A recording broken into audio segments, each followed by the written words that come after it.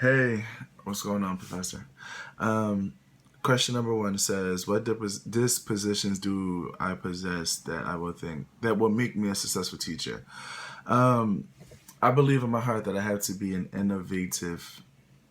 I have an innovative mindset. And what I mean by that is, I like to find shortcuts into doing different things, and like when it comes to math, growing up from about kindergarten to eighth grade. I'm sorry. From kindergarten to eighth grade, I used to find like 3 steps into getting a 10-step math problem, and my teachers would always explain to me how it's actually accurate. So I can definitely say I have an innovative mindset that allows me to think forward when it comes to creativity and when it comes to solving problems and just finding solutions to different things.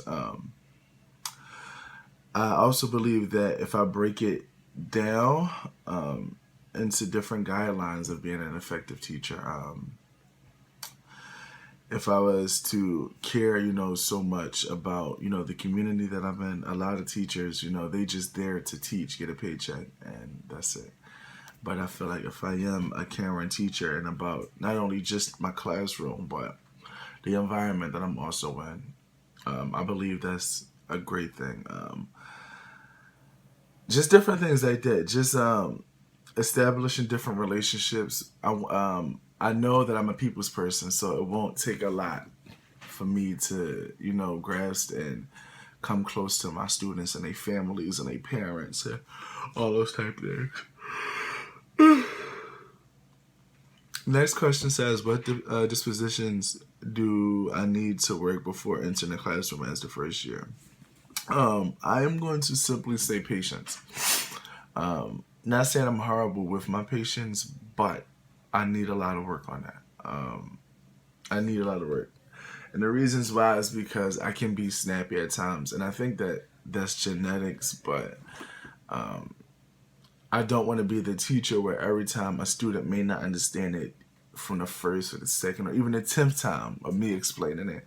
I don't want that student to feel, neglected or feel bad or, I can't learn this, so I'm going to just act like I understand it and they end up failing. So when it comes to that, I definitely need to learn more patience.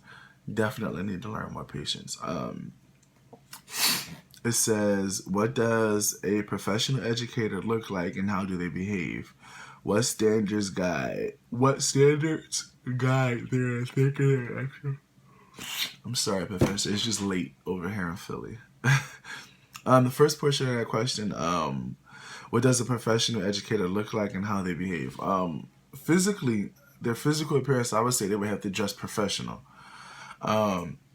Button down shirt and tie, slack shoes, things that's presentable. And I would say in a more like casual style, I shouldn't be in there with a V-neck undershirt on and, jeans off my behind because, students are influenced by, a teacher.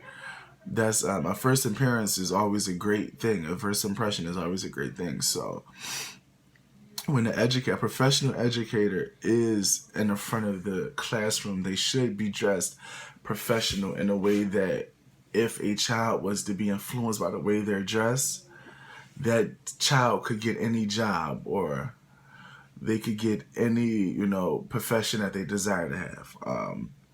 They also behave professionally, simply just professionally. A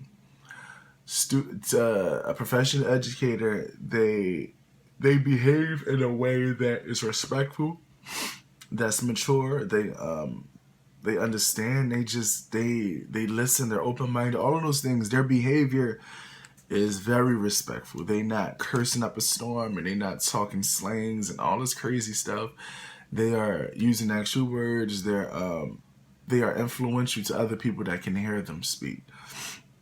What standards guide their thinking and actions? I'm gonna say that a professional educator, the standards that they have a lot of time is passed down. I would say that me going into this field, becoming a teacher, Los Willing, is that My teachers, once I was in school, they all dressed professional. They all spoke with great grammar, and they all had great speech, and they never cursed and yelled and screamed. They were so professional about everything. So I think my standards that guide me with that thinking and acting that way is the teachers that taught me, the teachers that I looked up to at one point. I was like, yo, I love the way they dress.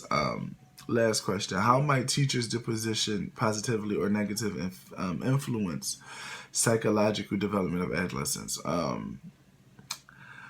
believe my I believe that teachers' dispositions might positively influence them. It's because if I have a way of creativity, in a sense, and I'm using it for something positive, such as math. If we have a math problem and I'm speaking to one of my students about, hey, typically is 8 steps to getting this one problem, but let me help you figure it out in 2. So the way I guide them, I believe in a way can help them throughout life, period, in a way, knowing that you don't have to go through social media to become like a likable person. You don't have to have 100 likes on Facebook to become influential to others or to get people to like you. So just me interacting and engaging with my students, I believe, will positively influence. Thanks, Professor.